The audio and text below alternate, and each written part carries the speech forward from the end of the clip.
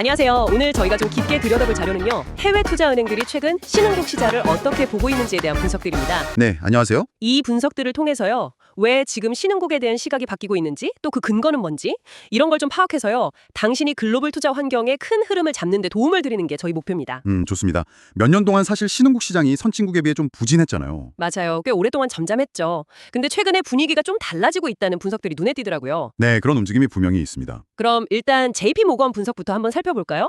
여기가 보니까 4년간 선진국 대비해서 40%나 뒤처졌던 신흥국 주식에 대해서요. 네, 40%면 엄청난 차이죠? 그쵸. 근데 기존의 비중 축소 의견이었는데 이걸 중립을 거쳐서 이번에는 비중 확대로 돌아섰어요. 네, 그게 상당히 큰 변화죠. 그냥 전망을 조금 고친 수준이 아니라 아예 방향을 튼 거니까요. 그러니까요. 단순한 조정 이상으로 보이는데 어떤 점을 주목해야 할까요? 여기서 중요한 건요. 그냥 신흥국 시장 좋아질 거다 이게 아니고요.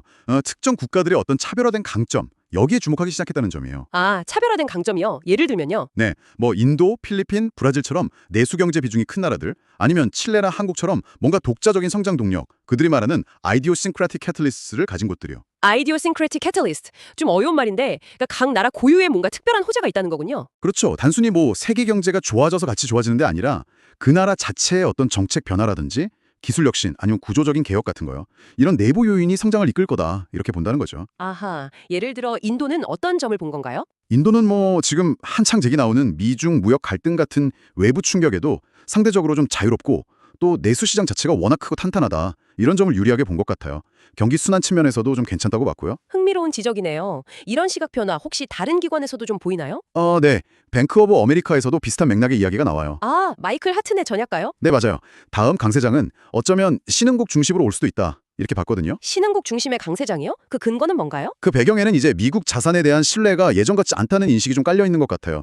그래서 미국 자산 매도 흐름이 나올 수 있고 그 자금이 그럼 어디로 갈까 했을 때 신흥국으로 향할 수 있다는 거죠. 아, 미국에서 빠져나온 자금이 신흥국으로 유입될 가능성. 네, 여기에다가 이제 달러 약세 가능성이라든지 또 미국 국채 금리가 이제 거의 고점에 다다른 거 아니냐는 기대감, 그리고 중국 경제가 좀 회복되는 모습, 이런 것들이 다 맞물리면 전통적으로 신흥국 자산에는 상당히 긍정적인 환경이 만들어지거든요. 그렇군요. 거시경제 환경의 변화가 중요한 변수네요. 그렇죠.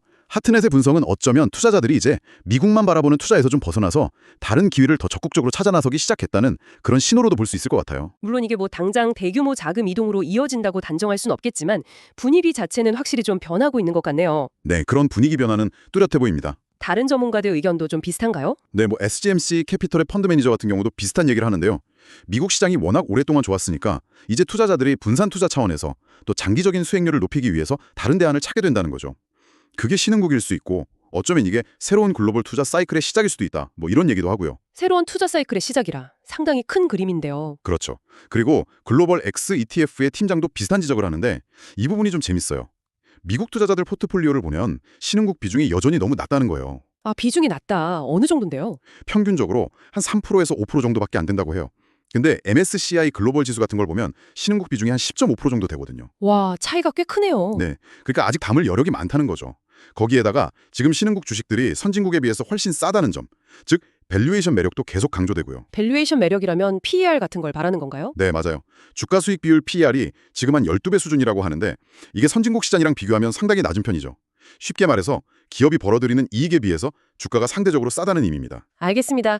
그러니까 정리해보면 낮은 투자 비중과 밸류에이션 매력, 이 두 가지가 계속 공통적으로 나오는 핵심 키워드네요. 네, 거기에 이제 앞서 말한 달러 약세 같은 거시 환경 변화 가능성이 더해지는 거고요. 근데 사실 신흥국 시장이 유감하다는 이야기는 과거에도 종종 있었잖아요. 근데 이번에는 좀 다를 거라고 보는 건가요?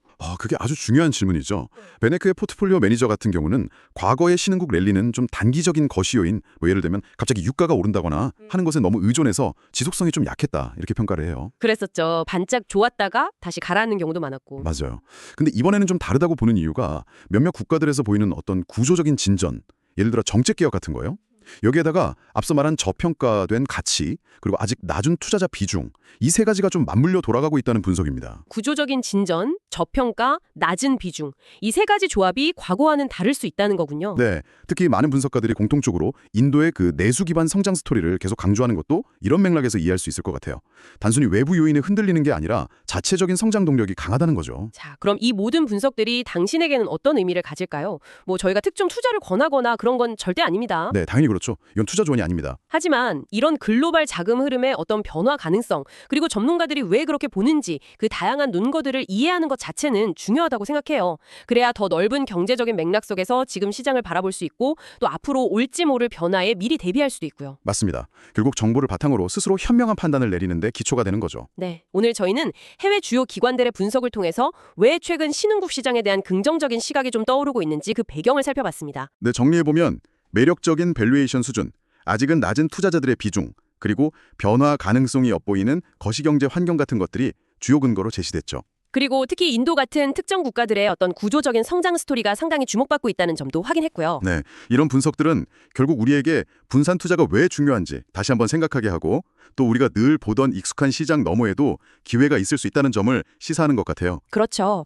늘 보던 것만 보면 안 되죠. 여기서 한 가지 더 생각해볼 만한 흥미로운 질문이 떠오르는데요. 어떤 건가요? 인도처럼 이렇게 내수 경제의 중요성이 부각되는 현상이 앞으로 신흥국 시장 전체의 성장 모델에 어떤 변화를 가져올까 하는 점이에요. 아, 성장 모델의 변화요? 네, 과거에는 많은 신흥국들이 글로벌 교역, 그러니까 수출에 크게 의존하는 모델이었잖아요. 근데 앞으로는 좀 더 자립적인 내수 중심의 성장 경로를 걷는 국가들이 더 많아질 수 있을지. 어쩌면 이 질문에 대한 답을 찾아가는 과정이 앞으로 신흥국 시장을 이해하는데 굉장히 중요한 관전 포인트가 되지 않을까 싶습니다. 와, 정말 흥미로운 관점이네요. 내수 중심 성장 모델의 확산 가능성이라. 오늘 저희와 함께 이 흥미로운 분석들을 같이 탐색해 주셔서 감사합니다. 네, 감사합니다.